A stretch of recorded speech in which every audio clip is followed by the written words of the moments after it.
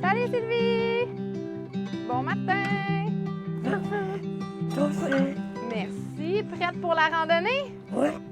En plus, il fait tellement beau. Bonjour, Mme Pelletier. Bonjour. Ça vous tente de faire un tour aujourd'hui? Toujours, quand on est dehors, ça fait du bien. On y va. Je m'appelle Marilyn Cyr, je suis technicienne en loisirs pour le centre d'hébergement Notre-Dame-la-Merci.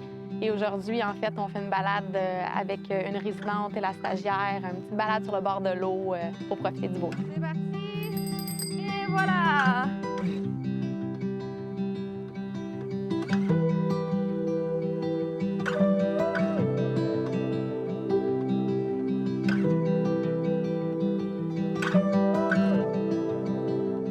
En fait, l'heureux élu pour faire du vélo adapté. On a été approchés, en fait, pour avoir le vélo une fois semaine. Moi, en tant que technicienne en loisirs et à l'aide de bénévoles, on sort à l'extérieur quand il fait beau, on fait des promenades sur le bord de l'eau, sur la piste cyclable.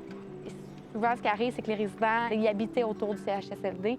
Fait que c'est vraiment un environnement qu'ils connaissent déjà. Il y en a beaucoup aussi qui faisaient du vélo dans leur vie, puis à cause de leur situation, mais ils n'ont pas la chance d'en faire. Ça leur donne une activité qui ressemble beaucoup à ce qu'ils aimaient faire avant.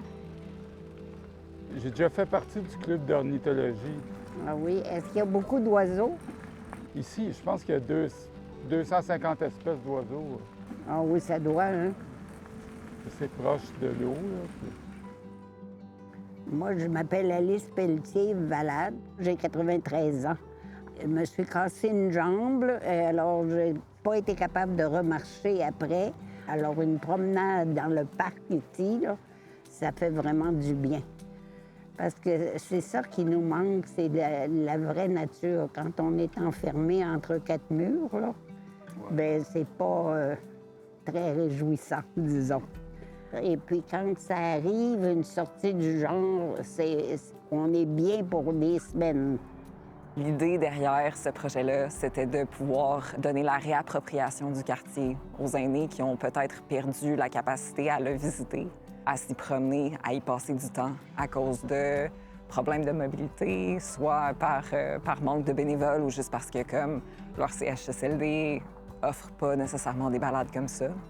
On a besoin de beaucoup de bénévoles pour que le monde puisse en faire le plus souvent possible, qu'on soit le plus souvent de bonne humeur aussi. Parce que des fois, c'est monotone en dedans. Là, on voit des beaux paysages qu'on voit pas souvent. Tu sais, nos aînés, c'est pas parce qu'on les voit pas souvent sortis qu'ils n'ont pas besoin de sortir. C'est en fait critique qu'on les sorte plus. Ils ont un besoin d'explorer leur quartier, la nature, visiter les parcs qui sont proches de eux. Ça leur donne un sens d'appartenance à leur communauté. On le voit vraiment quand ils reviennent, ils sont plus de bonne humeur. Même l'équipe du personnel de soins, c'est plus facile après pour faire les soins.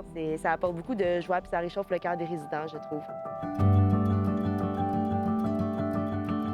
Ce serait vraiment important que chaque CHSLD, chaque maison de retraités puisse avoir accès à des vélos comme ça pour pouvoir redonner la mobilité à leurs aînés, aux résidents du CHSLD, puis aussi donner l'accès, dans le fond, aux bénévoles et aux gens qui travaillent dans ces résidences-là à pouvoir faire ces balades-là, que ce ne soit pas juste des gens de l'externe qui rentrent, qui peuvent leur offrir ce service-là. On veut vraiment que ce soit un projet qui soit ancré dans la vie de nos aînés de façon permanente. Et pour ça, il faut des projets communautaires, il faut des comités citoyens qui prennent sur eux la responsabilité et il faut aussi de l'argent. Ça coûte cher de l'équipement comme ça. Fait qu'il faut faire des dons, il faut aller chercher des subventions. C'est vraiment important pour pouvoir offrir ce service-là dans le futur.